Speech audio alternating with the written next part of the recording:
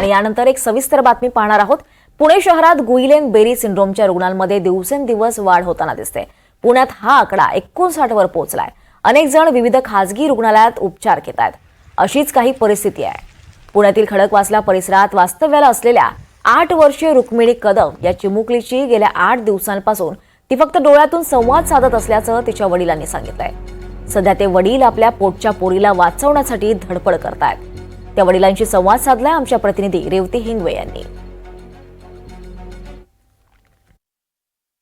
पुणे शहरात सध्या Guillain berry syndrome हा जो एक न्यूरोलॉजिकल डिसऑर्डर आहे त्याचे रुग्ण एक झपाट्याने वाढत आहेत। आत्ता सद्यस्थितीला 59 रुग्ण पुणे शहरात आहेत आणि वेगवेगळ्या खासगी रुग्णालयात आणि सरकारी रुग्णालयात त्यांच्यावरती औषधोपचार चालू आहेत।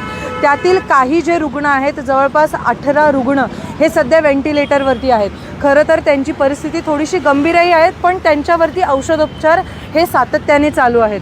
आज आपल्यासोबत देवीदास कदम जे रुक्मिणी कदम जी 8 वर्षाची मुलगी आहे जिला नवले हॉस्पिटलमध्ये दाखल करण्यात आलेले आहे, तिचे वडील आपल्यासोबत आहेत।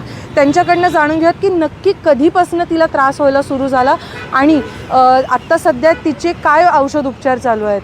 काका, तुमची मुलगी आत्ता नवले हॉस्पिटलमध्ये आहे, तर नक्की तिला कधीपासून या सगळ्याची सुरुवात झाली? काय लक्षणं होते सगळ्यात पहिले? लक्षणं म्हणजे 16 तारखेला सकाळी फक्त ताप आला म्हणून नाव झालं 16 जानेवारीला आणि हातपायाला मुंग्या आल्या म्हणून मग प्रायव्हेटमध्ये मानकर हॉस्पिटलला त्यांना ॲडमिट केलं। दुपारी त्यांनी सिम्पटम्स पाहून रेफर केलं नवले हॉस्पिटलला। त्यावेळेसपासून आत्तापर्यंत ती नवले हॉस्पिटलला PICUमध्ये आहे, व्हेंटिलेटरवर आहे।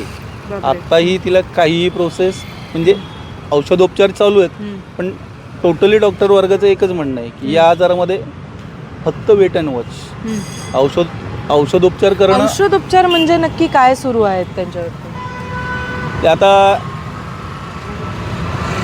हा आजारच असा आहे की टोटली आपली बॉडी जी आहे त्याच्यावरच अटॅक करतो हा व्हायरस। त्याच्यामुळं हातपाय बॉडी काही मुवमेंट होत नाही आहे। फक्त झालं तर जास्तीत जास्त डोळे फक्त हलतात तेवढंच, नाही तर बाकी टोटली कोमा स्टेजला पेशंट असतं। काय गेले 8 दिवस झालं ती फक्त डोळ्यांचीच भाषा, ऑक्सिजनवर असल्यामुळे ते ऑक्सिजनचा काढला तर स्वतः श्वासही घेता येत नाही पेशंटला, ही कंडिशन असते। आणि त्यातल्या त्यात लहान मुलांचं तर हेच आहे, कारण माझ्या मुलीबरोबर किरकटवाडीमधला एक मुलगा आहे 2री मधला, जिल्हा परिषद शाळेमधलाच, तोही हाच इन्सिडेंट आहे।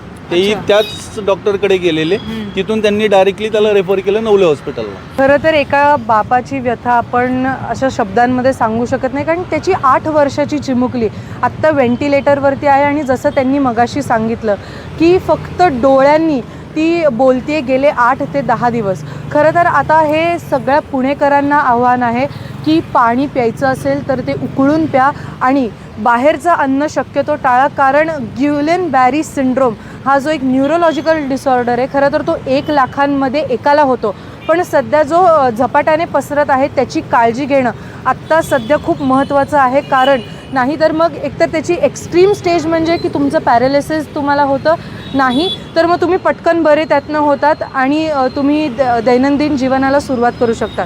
पण आता सगळ्यात जास्त महत्त्वाचं आहे ते स्वतःची काळजी घेणं, बाहेरचं अन्न टाळणं आणि पाणी उकळून पिणं। NDTV मराठीसाठी रेवती हिंगवे, पुणे।